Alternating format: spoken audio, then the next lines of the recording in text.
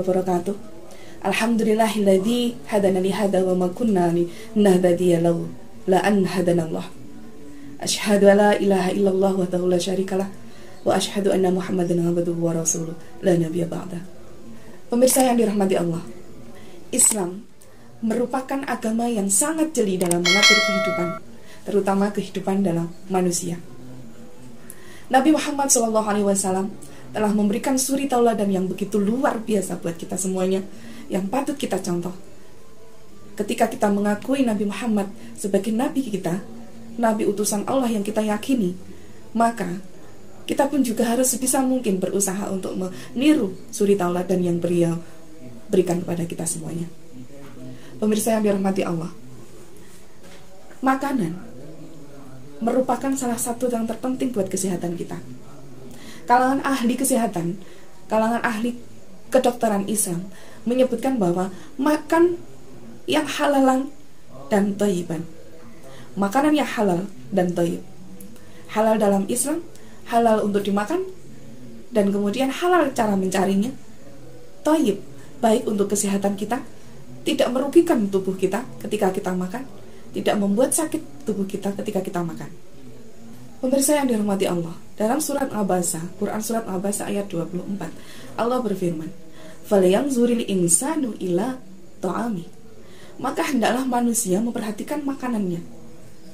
Dalam ilmu tafsir mengatakan bahwa jika manusia bersikeras dengan keingkarannya, maka hendaklah manusia itu memperhatikan makanannya. Dari mana makanan itu berasal, kemudian dengan cara bagaimana makanan itu didapat, dan apakah makanan itu dihalalkan atau diharamkan oleh agama. Pemirsa yang dirahmati Allah, ketika kita kaitkan ayat ini dengan permasalahan Indonesia sekarang ini, yaitu stunting, karena Indonesia merupakan negara, salah satu negara yang terbesar masyarakatnya terkena stunting, maka kita bisa mengambil kesimpulan bahwa ayat ini dengan stunting kaitannya sangat erat. Karena apa? Stunting itu berawal dari kekurangan gizi. Berawal dari kekurangan gizi ketika ibunya mengandung, gizi yang dimakan itu sangat kurang. Gizi yang diasumsi oleh ibu yang ketika sedang mengandung itu sangat kurang, sehingga pertumbuhan dan perkembangan anak, pertumbuhan dan perkembangan janin yang ada di dalam kandungannya itu sangat lambat. Ketika anak usia normal, janin dalam kandungan ketika usia normal, ketika usia 6 bulan, 7 bulan mungkin, itu sudah sekian kilo naiknya, naik tubuhnya, naik berat dari janin yang dikandungnya sudah bertahap berangsur-angsur naik. Nah, di situ ketika kurang gizi, maka pertumbuhannya pun juga akan lambat, sehingga terkadang anak lahir kecil, kemudian anak lahir cacat. Nauzubillah min dzalik. Jadi itu kurangnya asupan gizi yang dimakan oleh ibu ketika mengandung. Nah, kemudian dilanjutkan dengan prakelahiran, persiapan kelahiran. Ketika anak sudah lahir, 1000 hari pertama itu menentukan stunting atau tidaknya anak. Kelanjutannya ketika sudah dewasa, apakah anak itu stunting atau tidak, itu sangat berpengaruh sekali. 1000 hari pertama, 1000 hari pertama asupan gizi anak harus seimbang. Ibu benar-benar memperhatikan makanan anak pada usia-usia seperti itu, usia PAUD, usia balita. Tidak hanya menuruti keinginan anak ketika anak inginnya hanya makan yang ayam misalkan. Tidak hanya itu, kita harus menyelinginya.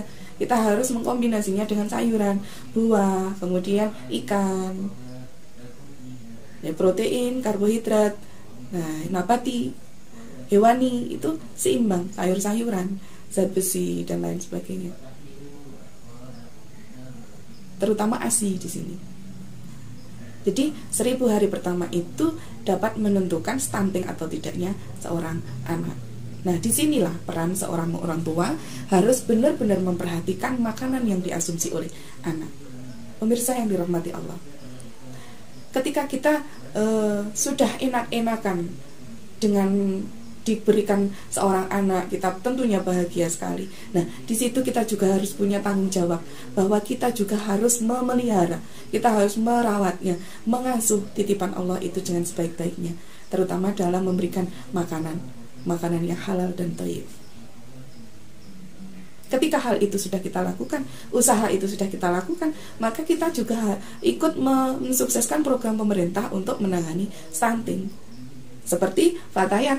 Programnya Fatayat salah satunya adalah untuk memerangi adanya stunting, untuk ikut menangani bagaimana stunting itu sudah tidak terjadi di kemudian hari, di tahun-tahun ke depan, dengan kita memberikan sosialisasi atau yang semacamnya, memberikan kader-kader yang terbaik kita untuk memberikan sosialisasi pada ibu-ibu yang berada di luar sana. Nah, melalui hal-hal seperti itulah stunting akan bisa teratasi. Jadi kembali pada ayat tadi, kita benar-benar harus memperhatikan apa yang kita makan.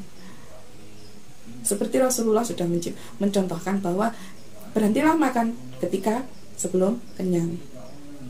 Ketika kita kenyang, tentunya kita tidak akan enak perut kita. Ketika kita kenyang, kita akan ngantuk, untuk ibadah pun sulit. Ketika kita kenyang, akhirnya kita untuk melakukan apapun akan ogah-ogahan.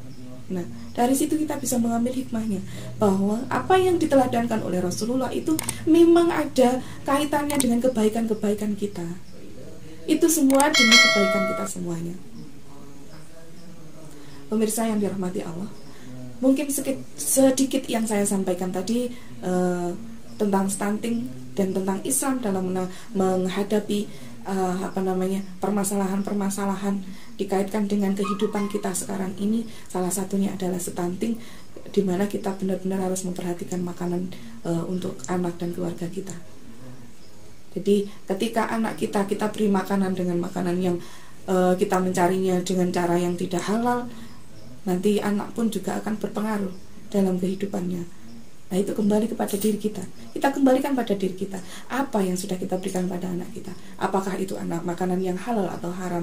Apakah kita mencarinya sudah benar-benar sesuai dengan tuntunan Kanjeng Nabi? Nah, maka dari itu pemirsa, mari kita bersama-sama belajar dalam hal ini. Hanya itu yang dapat saya sampaikan. Minta maaf jika ada kekurangan. Jika ada lebihnya, itu semata-mata hanya dari Allah Subhanahu wa taala. Wallahu waffiq ila aqwamit thoriq. Wassalamualaikum warahmatullahi wabarakatuh.